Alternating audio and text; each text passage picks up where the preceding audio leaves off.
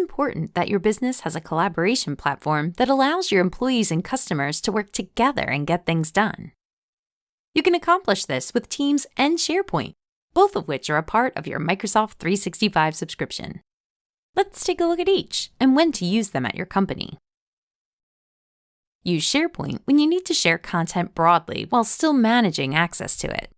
For example, a large business can create a custom intranet where every employee can access their project schedules, expense reports, and employee training.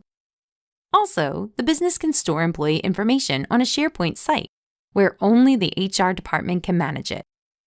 On the other hand, use Teams for real-time chat, online meetings, screen sharing, and more.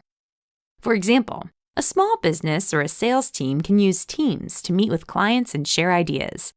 Then they can chat with each other about the meeting and collaborate on the project documents. In both Teams and SharePoint, you can also add custom apps like polls, bookings, and automation to boost productivity and collaboration. And both Teams and SharePoint use the same cloud storage. When you create a team, it automatically creates a SharePoint site to store and manage the team's documents. And when you upload a document, you can access it from both Teams and SharePoint. With Teams and SharePoint, you can collaborate and work together on documents while securely storing them in the cloud.